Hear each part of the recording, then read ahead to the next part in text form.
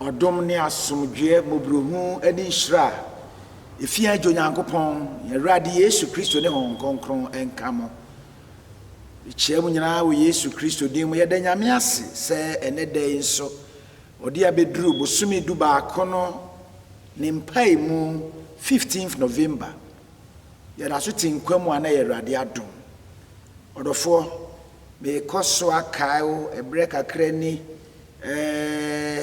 yenka ho asem isanse ne enim se enema nyina yeyie COVID-19 yenyina ti se asan pagya ne ho so isanse ye mu bebre no a ye wi afiri nema ye kire yense yenye ye nose mask se wo befa ba bi na ye se onkuto na wo ye hoho wo hand sanitizer odofo yenkoso ne yemfa enya dwuma yenkoso mfa nya dwuma pagya ne ho ye man mu amaya hodo sonso egusu pagya ne ho mum ye nyina anya ye fam de mra egusu bɔ mpaye yegiri sɛ Awurade ebema ne nsa so ne yeto so miensa ye hye ne nso akakakra na afia bato baso oman mu odofo abato enye ntokwa abato enye mogahwiegu abato enye atemdidie abato enye sɛ obi mogye egu fam abato eya adwenkyerɛ amanyofo ahodo obi aso pese oman Ghana odi animu no ye ne yie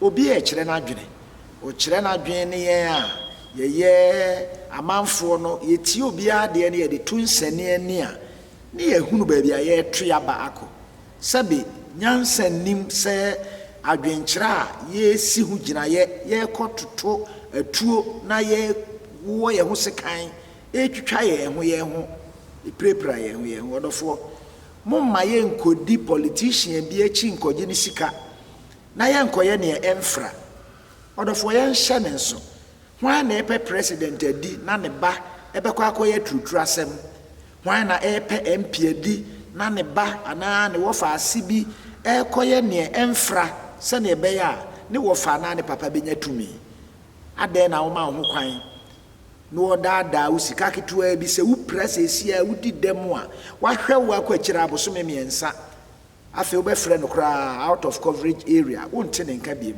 odofo sebe moma ye hu nyansa na ye ntimi enye ya fam de na somdwe ye mfa ento abai odofo me kenkan afri asempa no sɛdeɛ mati otwerema eti aduonunum kyemu dunan ekosi aduasa moma entie Awurade asem na etise onipa bi a otu kwan akoba bi na ofre onoa ne nkoa na odede owo ehye wonsa na oma obaako talent num na obaako mienu na obaako nso baako sɛdeɛ wɔn mu bia ho odentie sɛdeɛ wɔn mu bia ho odentie na otu kwan na ntema de onya talent num no koye ɛde koye adwuma na onya num talent num eka ho saa na de onya mienu no nso ekonya mienu eka ho na de onya baako no de okokotutu fom na ode ni wura no sika no sie na ekyereye no enkoa ni wura no bae na oni won ebebu nkonta na de onya talent num no bae de talent enum eka ho ebae se owura talent num na wo de share me nsa hwe manya talent foforo num maka ho di wura no se no se mo akwapa ne nokwafo wadi kakra hu nokre mede ubesi niema pii so ko wura anigye mu na de onya talent mienu no ebae se owura talent mienu na wo de share me nsa hwe manya talent foforo mienu maka ho di wura no se no se mo akwapa ene nokwafo wadi kakra hu nokre mede ubesi niema pii so ko wura anigye mu na de onya talent ba kono nso ba se wura minim se wo yonipa wo ye den a wotwa faako a wunuaye na woboaboa ano faako a wonfa empetiye enti misroye na mede talent no kosie fam hwɛ wade nie na ne wura no bua ɛse no sɛ akoa bɔne ne onihafoɔ wonim sɛ metwa faako a menua ayɛ na meboaboa no faako a memfa empeteyɛ ɛneɛ anka ɛsɛ sɛ wodi me sika no ɛkɔhyɛ sika sisafoɔ ensa na meba a mabɛgye madeɛ ɛne ɛho nsi ho enti monye ne nsɛm talent no na momfa nkɔma deɛ ɔwɔ talent du no na obiara ɔwɔ no wɔbɛma no na wanya aboroso na deɛ onni bie no deɛ ɔwɔ no mpo wɔbɛgye afiri ne nsɛm na akoa a ne ho nni mfasoɔ no momfa no nkɔto ne ntwene akyirikyiri sum ne mu ɛhɔ ɛna osu ɛne setwɛre ɛwɔ Awurade asɛm ni yɛbɔ mpaeɛ Nyame tomfo ɛda wase akwanya wode ama yɛn sɛ yɛmfa wasɛm nso ɛmmerɛ watiefoɔ Awurade kasa na nkoa no mfena etie amen adɔfo ɔdɔmo ɛwɔ yɛn Awurade Yesu Kristo mu ɛne asɛm a yɛdi ho nkɔmmɔ no ɔse faithful steward ɔhwɛsuni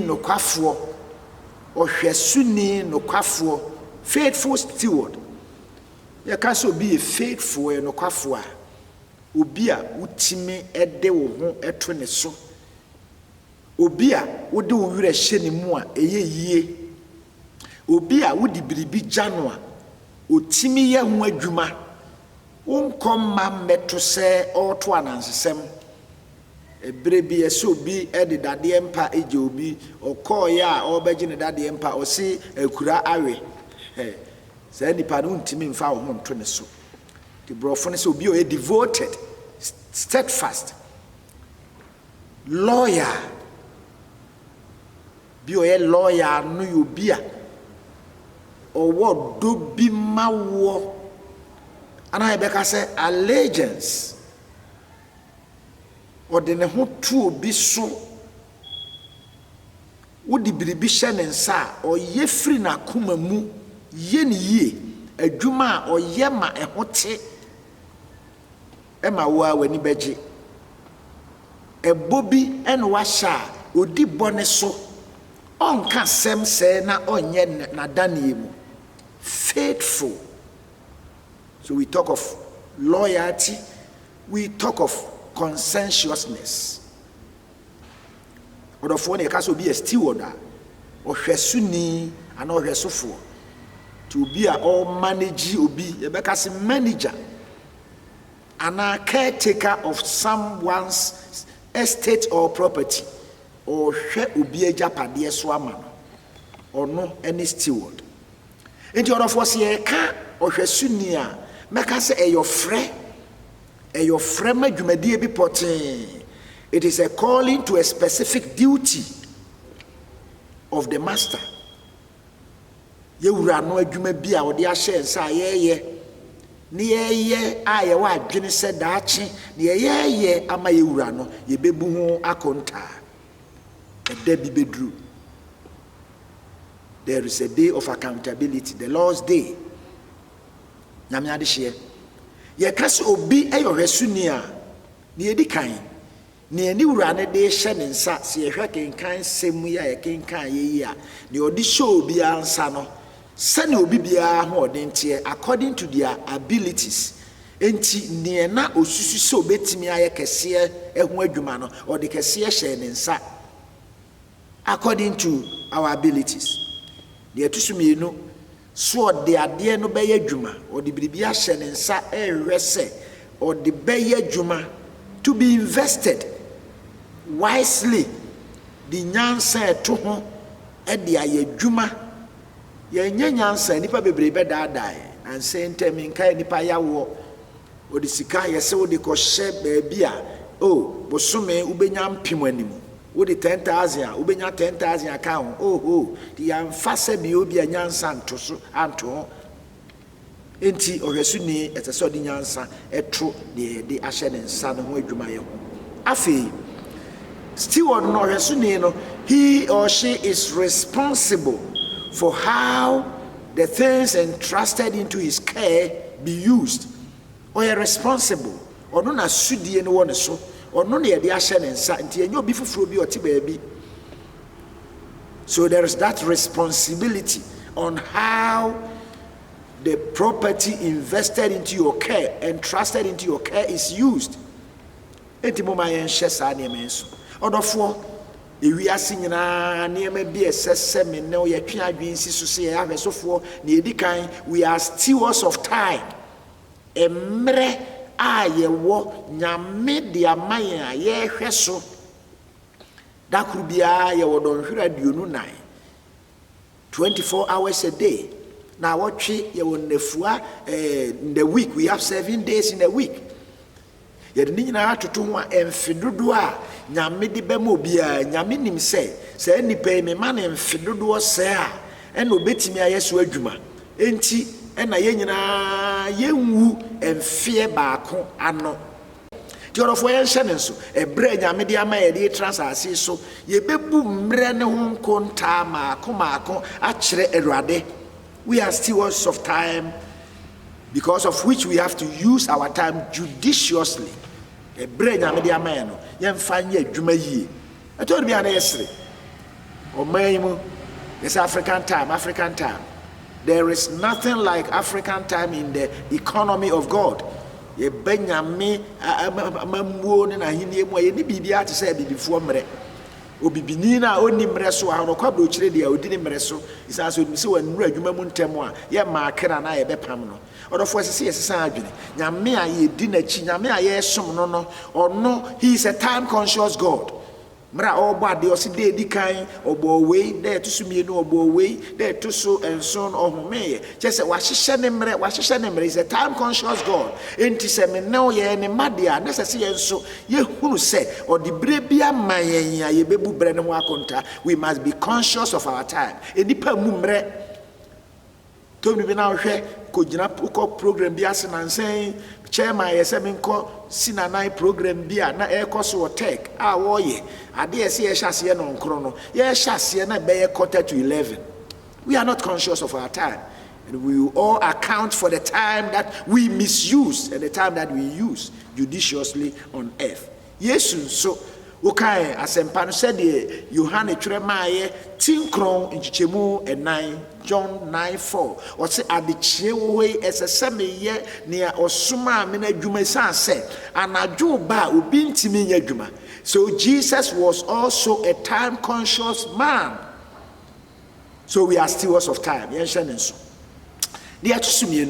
are stewards of the talents and the gifts that God has given to us. Talent ene achede ahodo enyame de amayen ni nyina ye so ahwesofo enti odofo se nyame dom ya adom achede bia mo ma ye mfa enhyehye ye ho hoahoa ye ho emma ye mbatiri so enye dwaye nyame de amayen se ye mfa nye adwuma ye mfa nsom adasama ye mfa nsom nasafo ye mfa nsom man ye mfa nsom abusua biara nyame de ahye nsa. Our talents and our gifts. Enti mo maye nsusu nye dwaye nyame maye achede bia otumi se me ne wo ye maye ho so a achede bia ode amaye talent bia bibi pa bia ode adue ye mu ade ye bibi obetimi age nyame wo ho kwan so timeje ye bre ye ho asenso ne ye de ye adwuma yi a nyame wo ho kwan so obetimi de foforo nso aka ho amaye sa pepepe de sese ye hye ne nso. Thirdly, we are stewards of our resources, and our resources not ours. And yeah, they are in the first place. Grabedi kankan. Nyame dia na yehwe so aman. So resources sika ne ajapadia wo biara ewo yensem nyame dia mayen for a purpose. God has given us all these resources, money for a purpose. Yehu sa yeso ahwesofo tie de ye adwuma marade. Enti se yesika na ye dibi ye biribi mpo a etese nka edika agi permission free nyame o se nyame sika a odi ama me se me hweso no me pese me yi se de ye biribi na opene so ana sa na se ye te ase fa ti sika bia ne japade bia nyame de ama ye no ye bebu mu nkonta adofo odom wo ye Awurade Yesu Kristo mu eno na uti akenkan asem akenkan asempa ne sede ma ti otwerema ye a talent a oka ho na esika we can English version ni bia or say silver, bags of silver. Now you have talent. Sabri me ka talent a year 6,000 denarii empimunsia. Ni ye ka denarii nso a na ye odwumayeni akatua dakro. So 1 talent equals 6,000 denarii. Odofo ntinye sika ketewa saa. Entina me sisia na me de ba Ghana the minimum wage say 12 cedis krebi edaso. Osisia na say me bisa na 12 cedis a achiripo be 96. Nanso mayi 96 no afiri ho aye 12 cedis flat.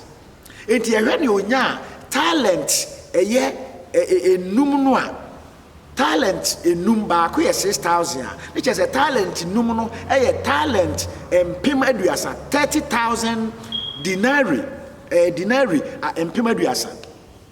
5 talents equals 30,000 denarii.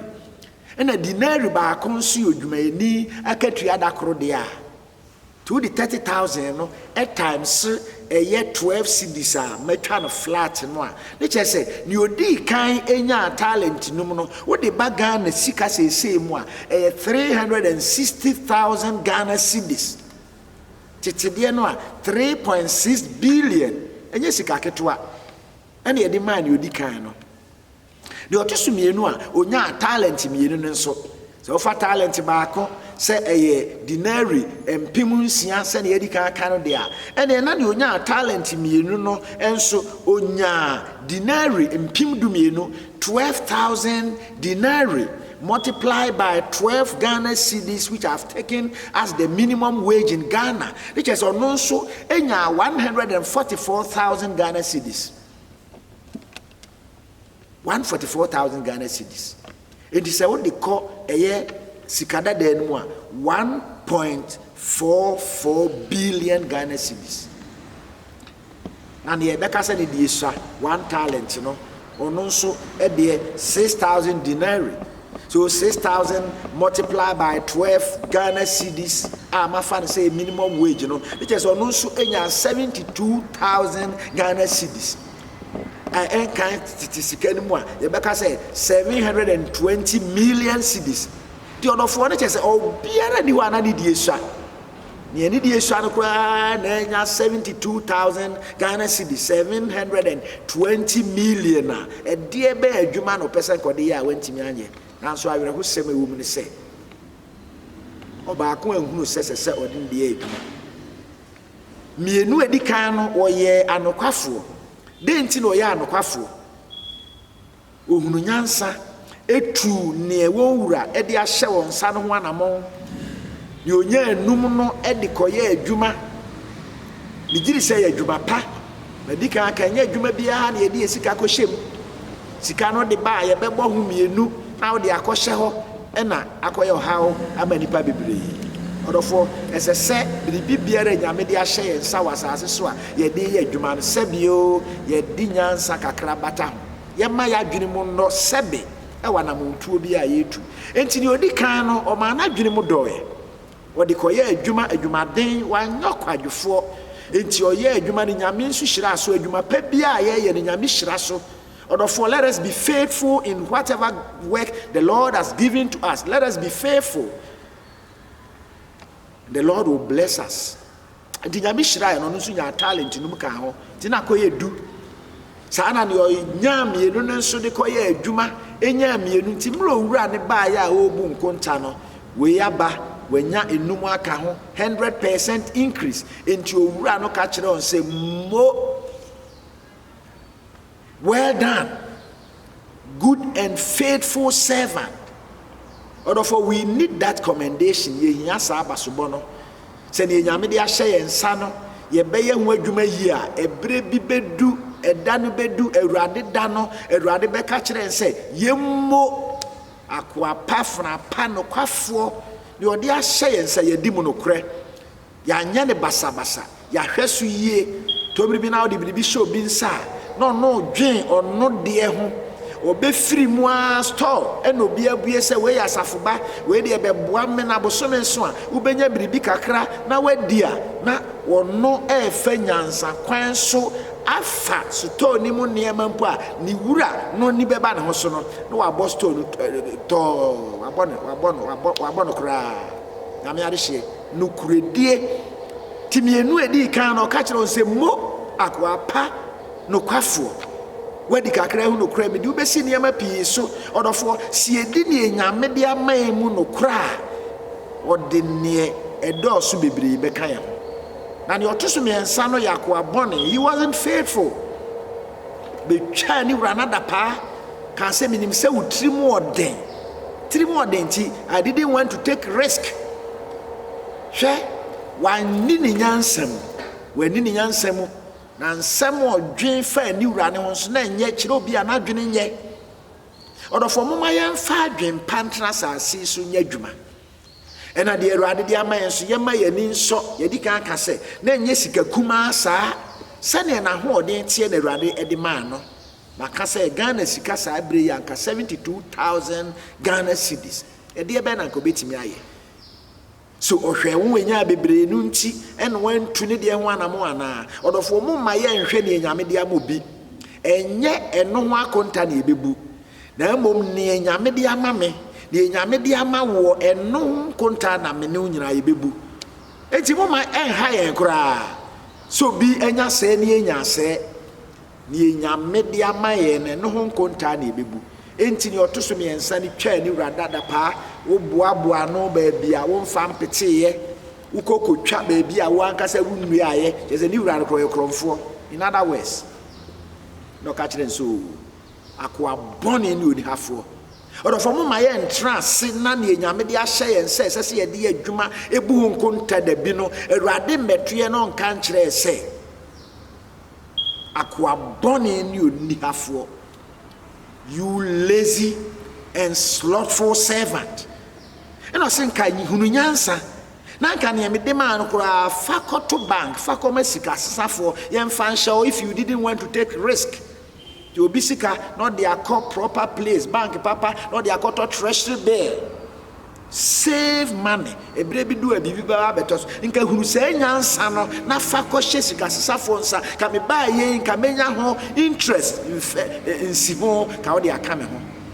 Ti na se o maye gine ye won nsem no odofo ne enyame de ama en sansom bo ama ye hunu nyansa ya nya no kwafo amfa nya adwuma nyame wotumi so begye afiri ensem no de akoka obi owo ho ti o se monye da mo fa nkoma na onya adu no na kwa boni ni oni hafo yi mon chichire no na mon koto ne ntwene akirikyiri esum ho eho na osum ene setwere wo kyesa ahohihia obonsam gemu aye ka ho asem ne wo ho ahohihia ebeto nipa saa da no esanse wanye nokre enni ne nyame e de ama no mu nokre nti ebe ahohihia odofo saa da no be ye hu se unya kwan na wo kan Sefania ehuma no tia edikan chichemu nson ani chichemu dumienu kosi dunwotwe eno ne kenka se medikan ena afi Paulo huma edikan otrokoma Thessalonica fo tinum chichemu baako ekosi du baako no a ka Awurade da no ho asem da no ye da eye hu o se da saa da no chese ne kura obetene ne no kura ye hu da eye sum enye han o se eye kusukuku da enye da ya somdwe da ti da Awurade beba ni ode hye ye nsa no ye gina nanim ne ebu ho nkonta no enya hogono so saa meka ne ya meka se enye da Awurade obesere saa se ye wona nim na ne ode amayen ya ye hu adwuma yie ni obisa ye ho asem ye ebu ho nkonta. It will be a very dreadful day, very bitter. Awurade ade hye se ye hye ne nso entina me kan ne ma hodo Awurade de ahye ye nsa ye ho ahwesofo no abusuam pa Awurade de amayen our family. We are stewards of our families. It ye ekununom eyerenom ye wo asudie e wo ye abusua ho timi yokunu am wo asudie wo me yere ho e wo me ma ho wo ye yere a wo asudie e wo wukunu e ne o ma ho We are stewards in our families. No so ye bebo nkonta. Odo for mama yen hye ne so. E de be na esi e wa ware ahodo. Family heads who are men. How responsible are we conducting ourselves in our families? We will give account as stewards of all the families that God has entrusted into our care. Adwuma nso anyame e de amayen no se me yesofo yi me nkobu doctor ni adwuma ho nkonta ma adwuma se me ye osofo no ho nkonta na mebu adwuma biara a won so wo ye ne no ho nkonta na bebu. We are stewards of the work, the profession, the jobs that God has given to us. Mama ye hu ni emfa no kredie. Faithful steward, faithful steward. Are we being faithful pastors? Are we being faithful doctors? Are we being faithful nurses? Are we being faithful teachers? Are we being faithful engineers? Engineer ubemano, quantity of cement, iron rod, some fankoye, a project be no befa, efa, we are not being faithful. We will account for all this before the Lord one day. On the judgment day, we will stand before him and give account of our stewardship. Or of us had done on the pacho ni ho. Say chow pedu wa ene. Necessary pedu adi chow said rade. I've misused the resources, I've misused the time, I've misused everything that you gave to me. I want to make amends today. Me pesa me den saye, me sachira magene, and when rade ehia. Dano bag in sachira bi eni ho. When the trumpet sounds, beloved, there will not be any opportunity to confess and to repent. So repentance is today. Ebre twam yentimi anye no kwafo e woni ema bi enyame de ahye yensa sika bi enyame de ahye yensa isusu se yenya na ye den yetimi aye adwuma na yenya sika nti ye de ye na yepe odofo. Let us be very careful. Let us be very careful. To be na hwe nyame asafu ehia sika de ebribi hwe abusua hia sika na de ebribi hwe community bi ye hia sika na de ebribi obi wo sika nko betimi aye ne fam di ama hotaba mo bia ranso dipa susu se me na manya made ye hye sa ne ema nyina fukaso ne yetena so cheso tino so obi wo ho pete nanso okoso dorea obi di adona cheso traso nanso ehia no nyame nhira na mo nipa yedefo ye ti ase se ne ye wo biara ye ruade dia ene ye den ye adwuma odofo ebesi eyi nyame be hira yen isa se ne ahwe na de asu yi odofo se wu nya kwan na wo kan eye sefani ahoma no na o kan sem bia be pese wo hye ne nso kra ene ma bi okeka ho na eye hu o se na ebre ni mo be de nkane abahwe Jerusalem mu na matwe nipa wagya won ho amabone no aso nipa wagya won ho amabone rade so betwe aso won wa wo se won akoma mu se rather than so God is complacent. Tibone koso a usu se rather emfa ho papa so koso usu se rather emfa ho. No, God is not complacent in that way. He punishes sin. If we misconduct ourselves, if you don't use the resources God has put into our care, we will be judged. So he was searching through the whole Jerusalem to punish people. Odofo mumaye masadi emetwe na ne oka say na won ahunyade beda ne fumfa ade. All the goods that they have will be a booty. A bear fumfa de nipa be fum ajapade a na me de ahye won sa wantimi anhwe so na won afie ade dampan. Won afie be de dampan. Na afie o se wo besisi adanso won tremu. These are all curses. Wo besisi adan won tremu. O se wo bedua bobe ntro na so won mu bobe ensa. We nyina ye nome a ne bebe nipa ne so se nipa nhwe ne husu yi anye seti amaruade anye ne eruade pe ni brei so me bre so a odofo saa da no ebeye da boni aman eno na oka to aso aka o se eruade da kese no aben na pentem se eruade da no enne ye nwuno se eruade da no enne. The voice of the Lord's day will be bitter. By a minute say, "One no madru e nwene." Sabe pepe na o ka kire yen. O so do mema e betie mu denden e wo ho. ɛda no yɛ nibrɛ da ahoyehia ɛne ahokyerɛ da ɔsɛyɛ ne amanfoyɛ da esum ne kusuyɛ mununkum ɛne kusukuku da totorobɛnto ne osebɔ da ɛba ɔfasuo no nkromo ɛne aban atentene ano sonsrom yaso na mehiahia nipa ho mehiahia nipa ho. We will get into that distressful situation. Obehiahia nipa ho ɔdɔfo man hyɛ ne nso na wanante sɛ nifrafo wahiahia nipa ho ama nipa ɛnante sɛ nifrani ɔnyɛ nifrani nso ɔnhunu baabi a ɔde ne nsa ɛkeka ɛfiri sɛ Awurade na wayɛ no bɔne na wɔn mogya bɛgu sɛ mfuturo na mato honam agu sɛ sɛbeɛ is feces sɛ wugya onan ɛho asɛm sɛ ɔbɛto nipa honam agu sɛ sɛbeɛ wɔn sika no ɔdwetɛ nso ɛrentumi ɛnyɛ wɔn tie sika ne dwetɛ a yesusu sɛ ne yɛde ɛho ato so ɔse saa da no Awurade da no yɛamfa saa nneɛma no anyɛ adwuma ɛberɛ yɛ ɛte sɛ mu a saa nneɛma no ɛnyɛ yɛn saa da no ɔdɔfoɔ. Let us be faithful stewards. Moma yɛnyɛ nokwafoɔ sɛ yɛyɛ nipa nyame afrɛ yɛn sɛ yɛyɛ stewards, faithful steward.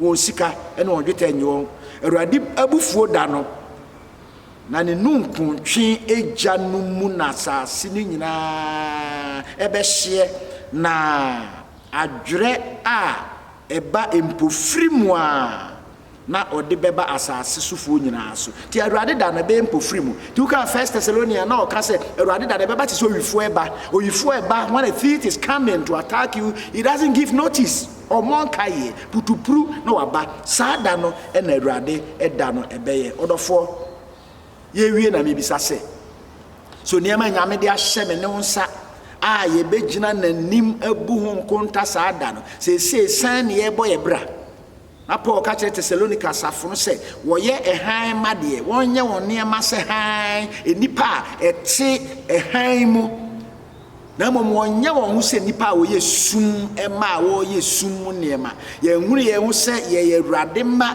enti neɛ Awurade hwɛ sɛ yɛnyɛ no ne yɛde yɛ adwuma da no ɛbɛyɛ awerɛhosɛm ama yɛn. Are we being faithful stewards? Let us assess ourselves. Let us make personal appraisal. Yankasa yɛmfa yɛn ho nto nsɛne ani sɛnea yɛabɔ yɛ bra mfiri nhyia dodoɔ nyame de ama yɛn abɛsi ɛdɔn yi a mekasa na wote me ne so yɛbɛka sɛ yɛadagyeɛ talent ne adom akyɛdeɛ sika ne agyapadeɛ ahodoɔ abusua nyame de ahyɛ yɛn nsa ɛne adwuma ɔde ama yɛn se yɛnyɛ no so yɛdi nokorɛ wɔ mu anaa ɛnkyɛ na ne ɔbɛba naba Awurade da no ɔsɛ bɛba mpofiri mu menne wo yɛbɛyɛ nyansafo Awurade bɛhu yɛn sɛ yɛ nyansafo obɛhu yɛn sɛ ayɛ nkoa pa ɛne mfra pa nokwafoɔ sɛ yɛbɛhu no yɛbrɛ yi so sɛdeɛ ɛsɛ sɛ yɛyɛ yɛn ho na saa da no Awurade anka nkyerɛ me no sɛ firi me so kɔ mennim wo a woyɛ nea ɛntene Awurade nka yɛn ho na ɔnsiesie na saa adwensakyerɛ bi ɛwɔ hɔ a ɛsɛ sɛ me ne wo yɛsakyerɛ yɛadwen a yɛtumi asakyerɛ yɛadwene ɛnɛ da yi a yɛte Awurade ne enhyira ɛne wɔn a etie Awurade asɛm na wodi so. Amen. Me na obɔ mpaye adomura yɛ kamfo hyɛw ne onyam sɛ ne den so watwe adwe asi so sɛ yɛ ahwɛsofoɔ ɛwɔ asase so we are mere stewards. Na ahwɛso dwuma a yɛyɛ opɛsi edi nokorɛ esan sɛ woyɛ nyame a wo ankasa woyɛ nokwafoɔ nti opɛsi yɛn so yɛ nokwafoɔ yɛyɛ saa dɔm no Awurade ne yɛtumi ayɛ adwuma nyinaa nokorɛ mu yɛayɛ se yɛ ama wo Awurade na yɛnyɛ mma nipa asɛ kyɛw ankyɛw pie wɔ ne onyam mu a Awurade yɛni enwu wo no abɔfoɔ anim yɛkra nso anwura waka kyerɛ sɛ mummo enkoa pa ne mfra pa ne anokwafoɔ mo adi kakra hu nokora me de mbɛsi nneɛma pie so mo mɛsen kɔ mo wura ne gye mu Awurade menkɔba da bia da se yɛbɛgyeegya yɛn ho na waka kyerɛ sɛ yɛyɛ akwadwofoɔ yɛyɛ nkoa bɔne ne anihafoɔ ɛno deɛ mempare coronavirus Awurade ɛsan pagya ne ho yɛsrɛ sɛ Awurade ma nsa so wo ma nsa so atumi nyinaa brase wo din ne Emmanuel ase kyerɛ sɛ Onyankopɔn ne yɛ wɔ hɔ tie nim sɛ nkurumdi bɛyɛ dia ɔman ya batoɔ hyɛ wo nsa ma onsa so bre hye boni nyina ase na bato bre no ma onsa so hye wo anonyam asomdwe mu yentuaba enyi mra hye bedwemfo asomdwe mu yentuaba enyi omampani awode wo sra agu on so de wadi dwuma e wo man mu amoman Ghana konkan adofo etie mi nyina so bi wa akoma so ade bia Awurade mepagya wo nyina ba wani mu ye wo mabrɛ mu nsenkyerɛne ne adanse enye kese Yesu Kristo dinti amen afọ ono asomdwe Nyankopɔn no ankasa ntem ho kra Awurade na ahwɛ mo honhom ne mo kra ne mo nipa dua somu a ɛho ma asɛm bi kosi Awurade Yesu Kristo ba mo no kwafo ne Awurade ono no wafrɛ wo ono nso no bɛyɛ amen